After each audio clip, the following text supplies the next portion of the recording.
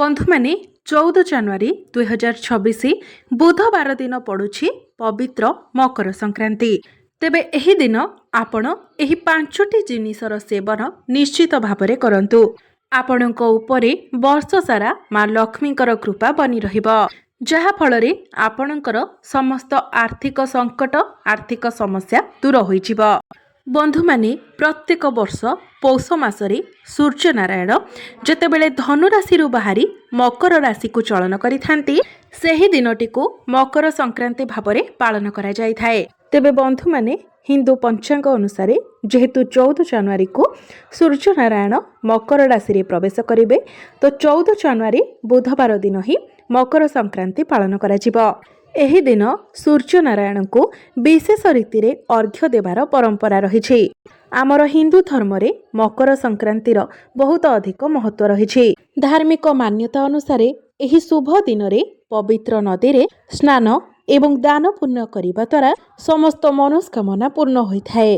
मकर संक्रांति दिन धन सुख समृद्धि सफलता एवं माँ लक्ष्मी को लोक माने प्रसन्न करिबा पई अनेक प्रकारर उपहार पालन करिथांती।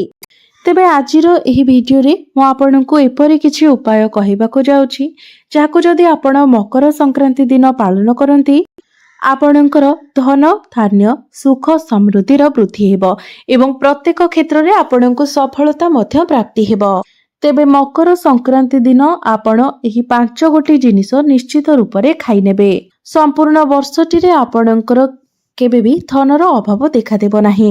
आपणक गृह रे सुख समृद्धि एवं शांति बनी रहिबो। ज्योतिष शास्त्र अनुसार एही वर्ष मकर संक्रांति रे रोहिणी नक्षत्रर विशेष संयोग बनुअछि। एही दिन रोहिणी नक्षत्र संध्या 8:18 पर्यंत रहिबो। ज्योतिष शास्त्र रे रोहिणी नक्षत्र को अत्यंत शुभ माना जाय थाए। एही समय दान धर्म एवं पूजा पाठ करिबा अत्यंत मंगलदायी एवं शुभ फलदायी होइथाए। बंधु माने कोनोसी भी शुभ कार्य करिबा पई ब्रह्मयोग अत्यंत ही शुभ होइथाए एवं आनंद आदि योग सब प्रकारर सुख भोग करिबा पई बहुत शुभ माना जाय थाए। एही शुभ योगरे आरंभ करा जायथिबा कोनोसी भी कार्य रे बाधा विघ्न आसी न थाए। एही दिन जदि आपण सुना किंबा चांदीर कोनोसी जिनिस किनुछंती तो यह आपणको बहुत शुभ फल प्रदान करिथाए। यह व्यतीत जदि आपण सुना किंबा चांदी किनि पारु नाहंती तो मकर संक्रांति दिन जदि आपण घर को झाड़ू किनिकी आनंती तो यह मध्य आपणको बहुत अधिक शुभ फल प्रदान करिथाए। यह व्यतीत एही दिन जदि आपण घर को श्री गणेशंकर प्रतिमा किंबा फोटो किंबा आपण मयूर पुछ एही दिन घर को आनंती तो यह मध्य अत्यंत मंगलकारी होइथाए। विशेष करी एही दिन आपण माँ लक्ष्मीकर चरण पादुका घर को आनंतु। पद्म फूलर माला आणंतु एवं ताहाको आपण लाल रंगर चुनुरी चढ़ांतु। लाल सुपारी एवं गुजराती चढ़ांतु। माँ लक्ष्मी को प्रसन्न करिबा पई आपण मकर संक्रांति दिन आपण आपणकर घरे मिठा व्यंजन निश्चित भावरे प्रस्तुत करंतु। जदि पारिबे एही दिन आपण खीरी मध्य विशेष रूप रे माँ को निकटरे भोग करंतु। एही दिन जदि आपण माँ लक्ष्मी को निकटरे मिठा द्रव्य भोग करंती एवं एहाको परिवारर समस्त सदस्यଙ୍କ सहित आपण भोग स्वरूप सेवन करंती तो एहा द्वारा माँ लक्ष्मीकर आशीर्वाद आपणको प्राप्ति होइथाए। आपणको गृहर प्रत्येक सदस्यଙ୍କର उन्नति होइथाए एवं आपणको मध्यरे संपर्क मध्य बहुत मजबूत होइथाए। तेबे बंधु माने आपण माने भिडियोटी को शेष पर्यंत निश्चय देखंतु, जहा फଳରେ आपण एपरि किछि विशेष उपाय विषय जानि परिबे जहा निश्चित भाबरे आपणकर जीवन को बदलाई देबो। बंधु माने मकर संक्रांति दिन राशि एवं गुड़र लड्डू बना जाय थाए एवं एहाको माँ लक्ष्मी को अर्पण करा जाय थाए एवं निजर संपर्कीय मानक मध्यरे मध्य एहा बंटा जाय थाए। तेबे राशि एवं गुड़र लड्डू आपण माँ लक्ष्मी को निश्चय अर्पण करंतु। एही दिन द्विप्रहर 12:09 रु नेई द्विप्रहर 12:52 पर्यंत रहिबो। तेबे एहा अभिजित मुहूर्त रहिबो एवं एही समय अवधि मध्यरे आपण निजर परिवारक सह राशि लड्डू निश्चित भावरे खांतु, जाकी गुड़रे बना जायथिबो एवं आपणकर संपर्कीय मानक मध्यरे मध्य एहाको बांटंतु। ଯାହାଫଳରେ ଆପଣଙ୍କୁ ମା ଲକ୍ଷ୍ମୀଙ୍କର ବିଶେଷ କୃପା ପ୍ରାପ୍ତି ହେବ ଏବଂ ଆପଣଙ୍କୁ ଧନ ଧାନ୍ୟରେ ମଧ୍ୟ ଆପଣଙ୍କର ଘର ଭରପୁର ହୋଇଯିବ। ଆପଣଙ୍କର ଚାକିରି କିମ୍ବା ବ୍ୟବସାୟରେ ଯଦି କିଛି ସମସ୍ୟା ଲାଗି ରହିଛି ତ ଏହି ଉପାୟ ଦ୍ୱାରା ଏସବୁରେ ମଧ୍ୟ ଆପଣଙ୍କର ସୁଧାର ଆପଣ ଦେଖିବାକୁ ପାଇବେ।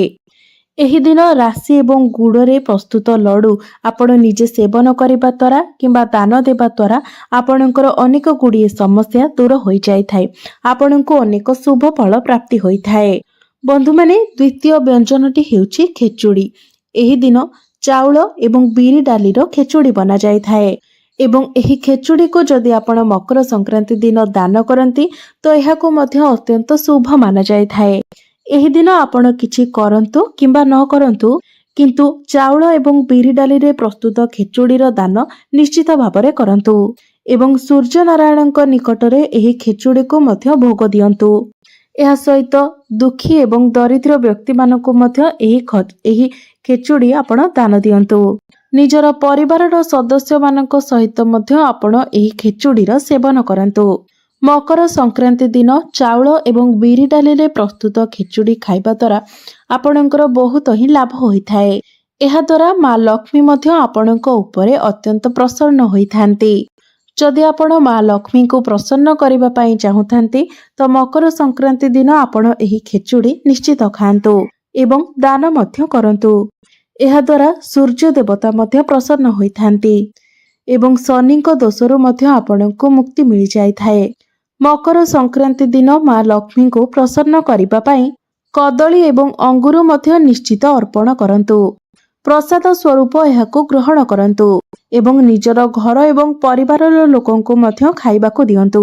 ଯଦି ଆପଣଙ୍କ ପରିବାରର କୌଣସି ସଦସ୍ୟ ଲମ୍ବା ସମୟ ଧରି କୌଣସି ବେମାରୀରେ ପଡ଼ି ରହିଛନ୍ତି ତ ଏହି ମକର ସଂକ୍ରାନ୍ତି ଦିନ ଅଭିଜିତ ମୁହୂର୍ତ୍ତରେ ଏହି ଫଳର ପ୍ରସାଦ ନିଶ୍ଚିତ ଭାବରେ ଖୁଆନ୍ତୁ, କାରଣ ଏହାଦ୍ୱାରା ଆପଣଙ୍କୁ ବେମାରୀରୁ ମୁକ୍ତି ମିଳିଥାଏ। ଆପଣଙ୍କର ପିତୃଦେବଙ୍କୁ ପ୍ରସନ୍ନ କରିବା ପାଇଁ ଆପଣ ଏହି ଦିନ ନିଜର ପିତୃପୁରୁଷଙ୍କ ନାମରେ ପୂଜାର୍ଚ୍ଚନା କରନ୍ତୁ ଏବଂ ସେହି ପୂଜାସ୍ଥଳରେ କଦଳୀ ନିଶ୍ଚିତ ରୂପରେ ଅର୍ପଣ କରନ୍ତୁ।